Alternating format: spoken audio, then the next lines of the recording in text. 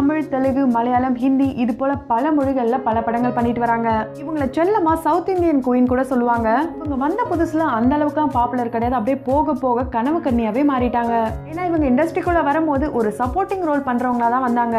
ஆனா இப்ப இவங்க டாப் ஆக்ட்ரஸ்ல ஒருத்தவங்களா வள வந்துட்டு இருக்காங்க.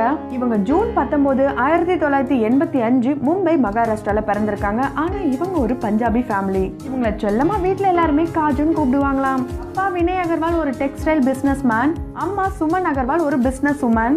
இவங்களுக்கு நிஷா அகர்வால் ஒரு சிஸ்டர் இருக்காங்க. அவங்களுக்கு மேரேஜ் ஆகி பாப்பாலாம் இருக்காங்க. காஜல் அகர்வாலுக்கு அவங்களுடைய சிஸ்டரும் ரொம்ப ரொம்ப பிடிக்குமாங்க. இவங்க தான் இவங்களுடைய ஃபர்ஸ்ட் க்ளோஸ் ஃப்ரெண்டாம். இவங்களுடைய சிஸ்டருக்கு மேரேஜ் ஆகி போகும்போது இவங்க ரொம்பவே அழுதாங்களாம். இவங்க சென்ட் ஆனி ஹை ஸ்கூல்ல படிச்சிருக்காங்க. இவங்க சின்ன வயசுல இருந்து ரொம்ப நல்லா படிப்பாங்களாங்க.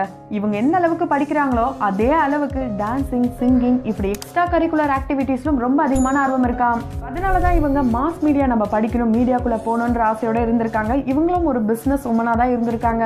இவங்க அவங்களுடைய ப்ரீ யூனிவர்சிட்டியை ஜெய் ஹிந்து காலேஜ்ல முடிச்சிருக்காங்க. அதுக்கப்புறம் இவங்களுடைய மாஸ் மீடியா கனவை கிஸ்சான் சலாரம் காலேஜ்ல முடிச்சிருக்காங்க. அப்பா அம்மா ரெண்டு பேருமே பிசினஸ் மேக்னெட்டா இருந்ததுனால இவங்களும் நம்ம பிசினஸ் பண்ண நல்லா இருக்கும்னு நினைச்சிருக்காங்க. அதனால இவங்க நம்ம எம்பிஏ முடிச்சா கரெக்டா இருக்கும்னு நினைச்சிருக்காங்க.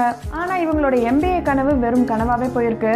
ஏன்னா இவங்க மாஸ் மீடியா பண்ணும் போதே இவங்களுக்கு நிறைய ஆஃபர்ஸ் வந்திருக்கு. அது மூலமா இவங்க மார்க்கெட்டிங் ஃபீல்ட்ல என்ட்ரி ஆயிருக்காங்க.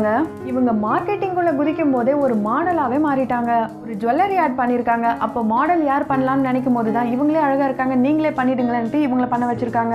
அதை தொடர்ந்து இவங்க பல ஆட் பண்ணிருக்காங்க. அதுல குறிப்பா ஆபராம்லா, ப்ரூ இன்ஸ்டன்ட் இது எல்லாத்துக்குமே இவங்க பிராண்ட் அம்பாசிடராகவும் இருக்காங்க.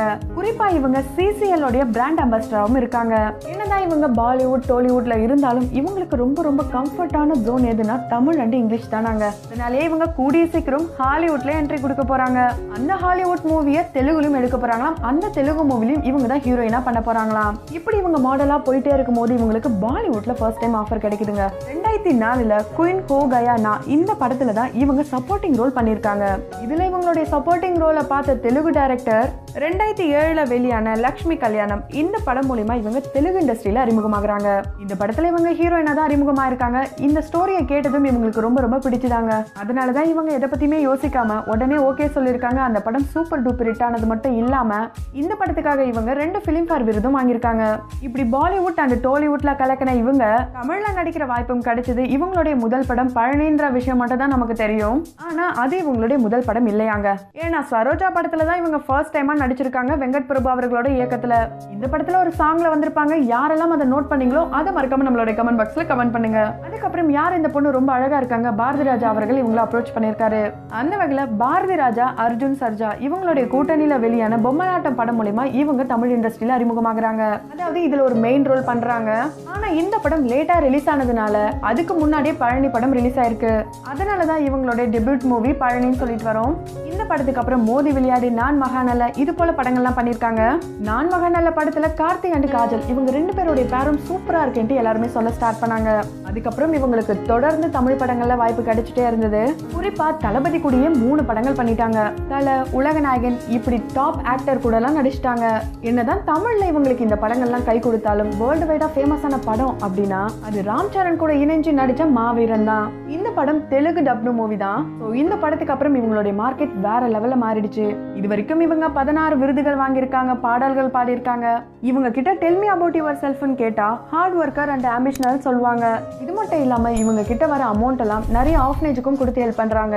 இப்படி இவங்களுடைய கெரியர் ரொம்ப ரொம்ப சக்சஸ்ஃபுல்லா போயிட்டே இருக்கும் போதுதான் இவங்களுடைய பர்சனல் லைஃப்லயும் சக்சஸ்ஃபுல்லா அவங்களுக்கு மேரேஜ் முடிஞ்சிருக்கு. இவங்களுடைய ஹஸ்பண்ட் நேம் கௌதம் கிச்லு. இவர் மும்பையை சேர்ந்த பிசினஸ் மேன். இவங்க 2 பேரும் ஸ்கூல் டேஸ்ல இருந்தே லவ் பண்ணி இப்போ மேரேஜ் பண்ணிக்கிட்டாங்க. இவ்வளோ சக்சஸ்ஃபுல்லா இண்டஸ்ட்ரியில இருக்காங்கன்னா கண்டிப்பா இவங்க சர்ச்சையில சிக்காம இருந்திருக்கவே மாட்டாங்க. ஆனா அது எல்லாத்தையுமே கடந்து இப்போ ரொம்ப ரொம்ப சக்சஸ்ஃபுல்லா போயிட்டு இருக்காங்க. தொடர்ந்து இவங்களுடைய பணிகளும் கலைகளும் தொடர எங்களுடைய வாழ்த்துக்கள். அந்த வகையில காஜல் அகர்வால உங்களுக்கு எந்த அளவுக்கு பிடிக்கும், அந்த அவங்க நடித்த படத்துல உங்களுக்கு எந்த படம் ரொம்ப ரொம்ப பிடிக்கும்ன்றதையும் மறக்காம நம்மளுடைய கமெண்ட் பாக்ஸ்ல கமெண்ட் பண்ணுங்க. இதே